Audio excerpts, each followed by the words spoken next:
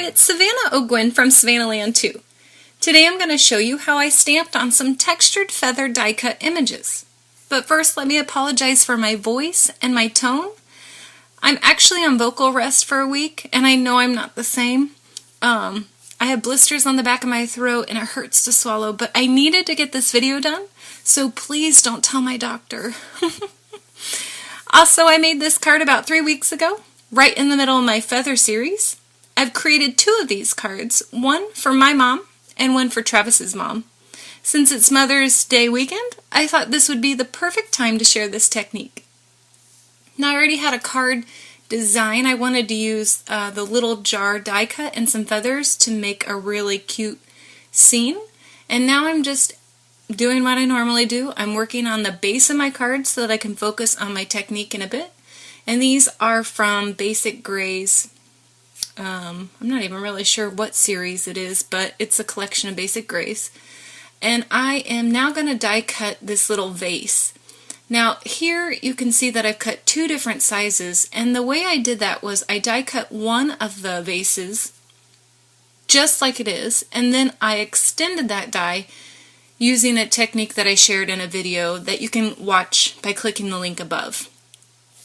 And now I'm just adding a little bit of embellishments to the vase, and this is just some hemp cord.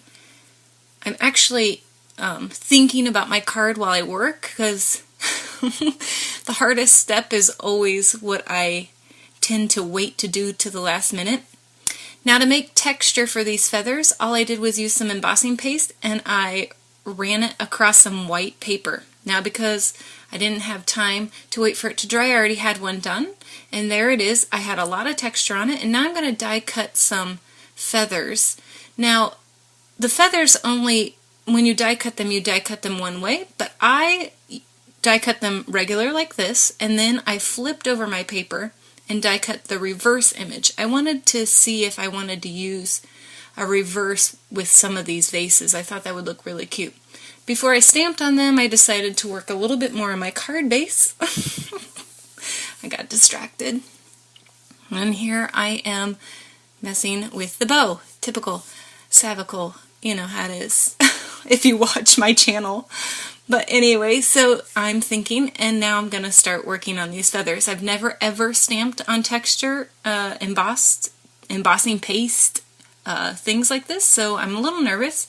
But I work on how I want this to lay out first, and that reverse image really helps. And I really like it. So I pull out my stamp sets, and I'm going to stamp using some Memento Luxe. What is that? I think it's Espresso Truffle, yes. And I'm going to work backwards. So I'm going to start with the Kinfolk stamp set, and success. Hooray! And now I'm going to mask a sentiment from the Green Thumb stamp set, and I don't know, did it work? It worked. Success again. And I stamp an and symbol from the Chart Toppers. Now I mask my, well, now I'm working on how I want this to look, and I decide this is the way I want it. I mask another sentiment from Pretty Mama, and that didn't really turn out so good, so I die cut another feather, and didn't work. Here's a close-up of those. I got ink all over this sentiment. It doesn't make sense. So the third time, I decide, well, I die cut the feather 2 more times just in case, and I stamped it up, and I looked at it and thought it looked really good, and I stamped it. Oh, did it work? Ugh, it didn't work. So 4th time, I said, this is the last time I'm going to do it.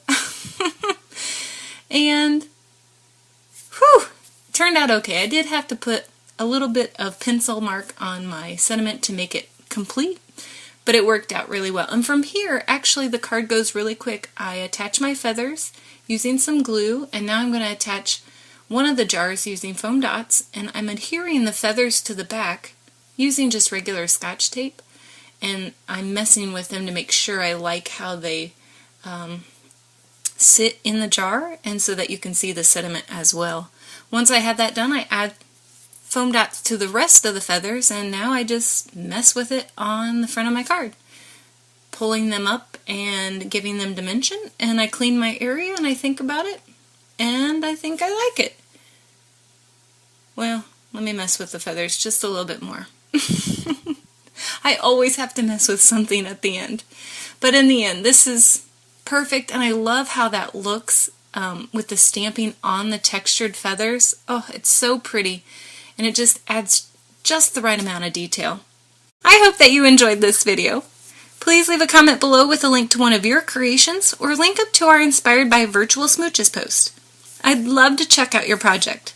Thanks so much for watching, and thanks for your prayers for healing.